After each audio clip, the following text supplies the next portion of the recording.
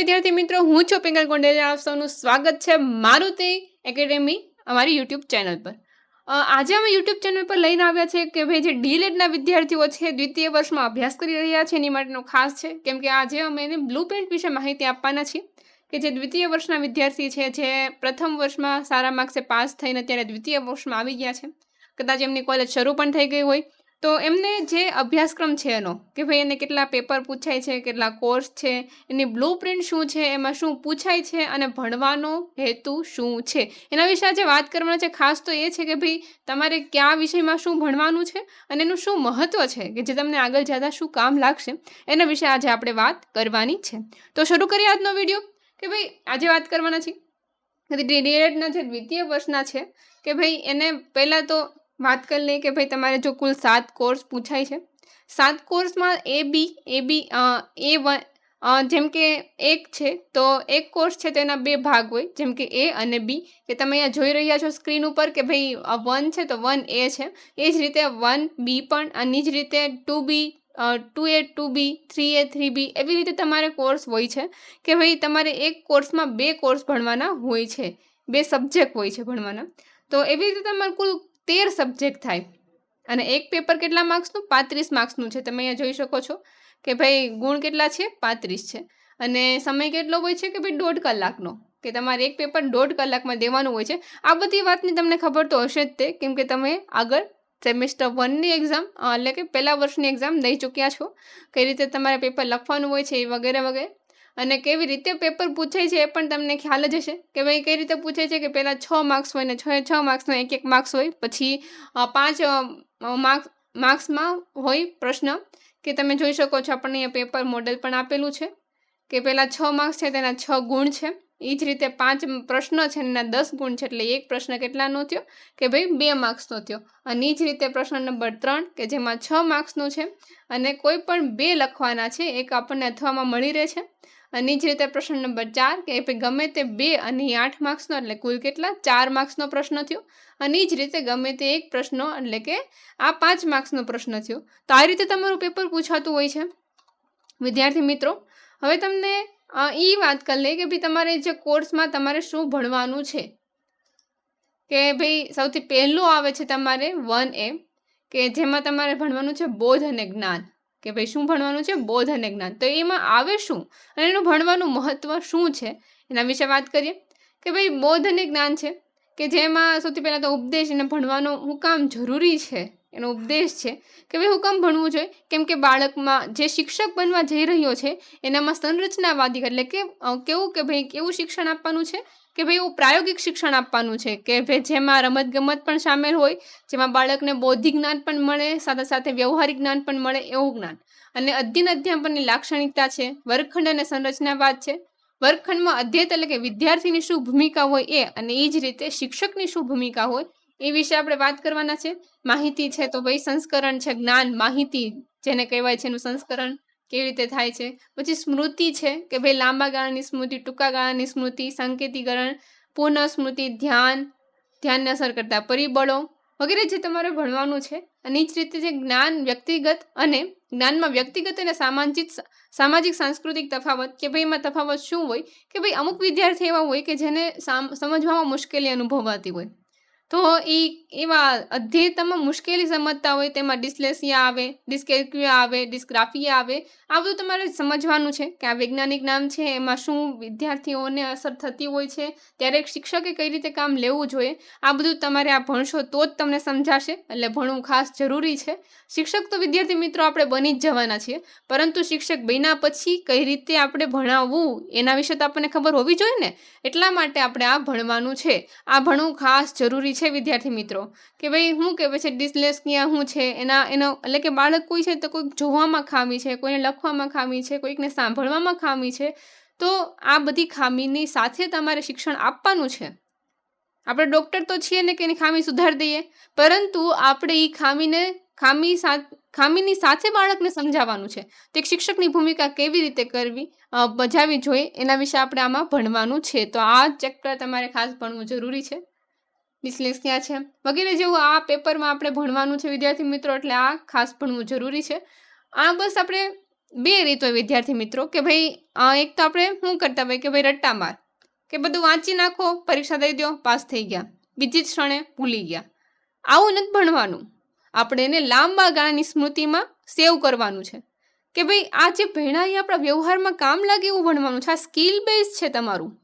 આ બસ ખાલી ગોખવાનું નથી. 1 થી 5માં તમે જે ગોખ્યું, એથી આગળના ધોરણમાં તમે જે ગોખ્યું, કોલેજમાં જે ગોખ્યું એ તો ગોખ્યું, પરંતુ હવે શું છે, હવે તમારે ભણવાનું છે. આ સ્કિલનું ભણવાનું છે કે તમારે એક શિક્ષક બનશો ત્યારે તમે શું કરશો, ત્યારે આ બધું તમે જે કંઈ ભણો છો એ તમારે બધું ત્યાં કામે લગાડવાનું છે. એટલા માટે તમારા ડીએલએડના કોર્સના સ્કિલ બેઝ કોર્સ છે કે ફક્ત શાળામાં જ નહીં, પરંતુ જો તમે કદાચ ટ્યુશન કરશો ને તોય તમારે આ જરૂર પડશે. એટલા માટે આપણે ખાસ ભણવાનું છે. એટલે અમારો પ્રયાસ કંઈક એવો છે કે તમે ખરેખર આજે આપણો કોર્સ છે ને સમજો, સમજીને એને લખો.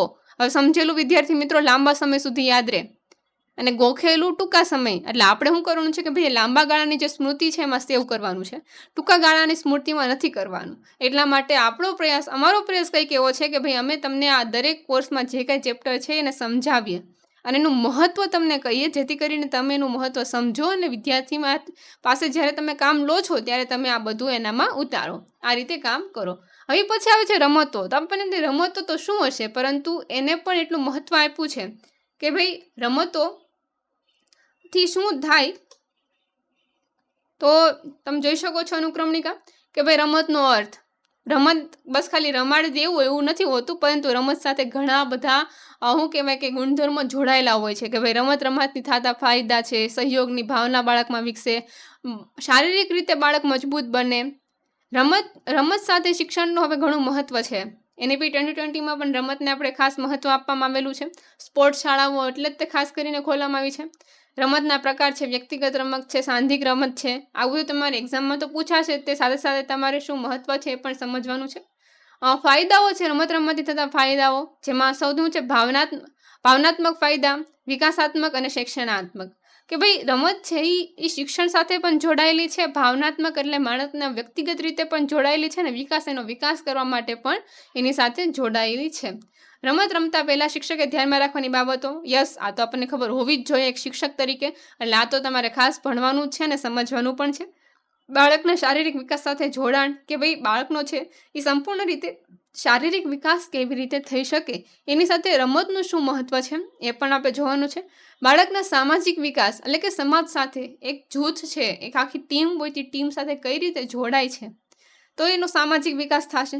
અને એ જ રીતે સાંવેગિક વિકાસ. સાંવેગિક એટલે કે ભાઈ બીજાને સમજે, એ બાળક છે બીજાને સમજે અને સમજે પ્રમાણે એની સાથે વર્તન કરે. બોધાત્મક એટલે એનો બુદ્ધિનો વિકાસ થશે. ભાષા વિકાસ પણ થશે અને બાળકનો માનસિક વિકાસ સાથે જોડાણ. આ રમતના કાર્યો છે. અને જ સાથે બાળકમાં સાંસ્કૃતિક, સામાજિક, આર્થિક દ્રષ્ટિએ તફાવત કે બાળક રમતોમાં છે તો સાંસ્કૃતિક તફાવત શું છે, સામાજિક શું છે અને આર્થિક શું છે વગેરે વિશે વાત કરી છે. ગેમ્સ અને જૂથની ગતિશીલતા, રમતના નિયમો અને બાળકો કેવી રીતે સંઘર્ષનું નિરાકરણ શીખે છે તો વગેરે જેવી બાબતો તમારે રમત નામના ચેપ્ટરમાંથી શીખવાની છે. તો આ ખાસ જરૂરી છે. આ ચેપ્ટરને પણ આપણે સાવ હલકામાં લઈ લઈએ એવું ન ચાલે. એ પછી આવે છે ભાષા અને પ્રત્યાયન. ભાષા કે ભાઈ ગુજરાતી ભાષા છે એને સમજવાની છે ને પ્રત્યાયન એટલે કે વાતચીત કરવાની તમારી કળા, કે તમે જ્યારે વિદ્યાર્થી સાથે કઈ રીતે વાતચીત કરો છો. સાવ તોછડાભર્યું વર્તન વિદ્યાર્થી સામે ન હોય, કેમ કે તમે છો તો તમે પ્રાથમિક સ્કૂલના શિક્ષક બનવા જઈ રહ્યા છો. એટલે ત્યાં બાળકો કેવા નાના બાળકો આવવાના છે, મોટા બાળકો નથી આવવાના. નાના બાળકો સાથે કઈ રીતે કામ કરવું. નાના બાળકો ખરેખર બહુ કુમળા સ્વભાવના હોય છે. એ તમે જો એને પ્રેમથી બોલાવશો તો ખરેખર એ તમારી વાત માનશે. તો એવું વર્તન તમારે કઈ રીતે કરવાનું છે, એટલે પ્રત્યાયન તમારે કઈ રીતે બાળકો સાથે કરવાનું છે એના વિશે વાત કરી છે. તો આપણે જરાક જોઈએ કે ભાઈ એના સબ ટોપિક ક્યાં ક્યાં છે. કે ભાઈ ભાષાના પ્રત્યાયન છે કે ભાઈ પ્રત્યાયન એટલે કે શું. પહેલાં તો પ્રત્યાયનનો અર્થ સમજવાનો છે અને બાળકોનું પ્રત્યાયન કે ભાઈ બાળકો કઈ રીતે આપણી હારે વ્યવહાર કરતા હોય છે. તો બાળકોનું પ્રત્યયન છે ને પ્રક્રિયા છે ને પ્રકારો છે. આમાં તમારે સ્કિનર ભાષા વિકાસના આયામો એટલે કે સ્કિનરને સમજવાના છે, વોલ્ટર અને હન્ટર. જો વિદ્યાર્થી મિત્રો આ તમારા અભ્યાસ તરીકે તો કામનું છે જ, અત્યારે એક્ઝામ તરીકે કામનું છે, પરંતુ આગળ આવનારી ટેટ એક્ઝામ માટે આ ખાસ કામનું છે. કેમ કે એમાં તમને આ પૂછાઈ શકે છે કે ભાઈ આલ્બર્ટ બારુન્દાનો સામાજિક અધ્યયનનો સિદ્ધાંત, આ બધા સિદ્ધાંતો તમારે યાદ રાખી લેવાના છે. આ તો તમારે લાંબા ગાળાની સ્મૃતિમાં યાદ રાખવું પડશે, તો જ થશે, નકર નહીં થાય. એટલા માટે તમારે આ ખાસ યાદ રાખવાના છે. વર્તનવાદી સમીક્ષાના સંદર્ભમાં બાબતની તુલના છે, વાર્તાલાપ છે, ચર્ચા છે, શ્રવણના ભાષાનો ઉપયોગ છે. વાર્તાલાપ એટલે શું વગેરે જે વસ્તુ સમજવાની છે. જૂથનું ચર્ચા કેવી રીતે કરવી, ચર્ચા એટલે શું. બહુ નાના આપણને એમ થાય ચર્ચામાં શું, પરંતુ એને સમજવું પડે. આ તમારે ભણવાનું છે એટલા માટે, અને તમારે સાથે સાથે લખવું પણ પડશે ને પરીક્ષામાં, એટલા માટે આપણે સમજવાનું છે, યાદ રાખવાનું છે.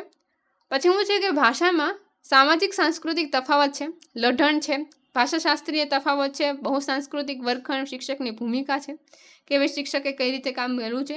દ્વિભાષી અને બહુભાષી એટલે શું કે ભાઈ વિદ્યાર્થીઓની ભાષા ઘણી વખત એવું થતું હોય છે કે ભાઈ બાળક કરતાં શિક્ષકની ભાષા અલગ પડતી હોય છે. જેમ કે બાળક છે એ બોલીમાં બોલતું હોય છે અને શિક્ષક એક શુદ્ધ ભાષામાં બોલતું હોય તો બાળકને ન સમજાય, અને એવી રીતે તફાવત પડતો હોય છે, અને જેથી કરીને બાળક શિક્ષણ પ્રાપ્ત કરી શકતું નથી. આવું ઘણી જગ્યાએ બનતું હોય છે. જેમ કે એવા સ્લમ એરિયામાં જ્યાં શાળા છે કે જેનું બાળક છે જેને શુદ્ધ બોલતા નથી આવડતું ને સમજતા પણ નથી આવડતું, ત્યારે શિક્ષકની ભૂમિકા થોડીક વધારે આકરી બનતી હોય છે કે ભાઈ એને એ બાળકનો અભ્યાસ કરવો પડે છે, એના લોકોની બોલીનો અભ્યાસ કરવો પડે છે, અને પછી એ રીતે એને ભણાવવું પડે છે. તો આવું બધું કરવું પડતું હોય છે. તો એના વિશેની વાત છે આમાં. પદ્ધતિશાસ્ત્રના સાધન તરીકે વાર્તા કથન પદ્ધતિશાસ્ત્ર છે, કેવી રીતે ભણાવવું એનું શાસ્ત્ર હોય છે, અને એનું જે શાસ્ત્ર છે એમાં વાર્તા કથન એક આવે છે સાધન તરીકે, એ પણ તમારે આ ચેપ્ટરમાં ભણવાનું છે. તો આ પ્રત્યાયનને લગતું હતું કે ભાઈ તમારી બોલી કેવી હોવી જોઈએ, બાળક સાથે તમે વ્યવહાર કેવી રીતે કરવાનું છે, એના વિશે વાત કરી છે. એ પછીનું ચેપ્ટર આપણું જરાક જોઈએ કે ભાઈ સ્વ અને નૈતિક વિકાસ.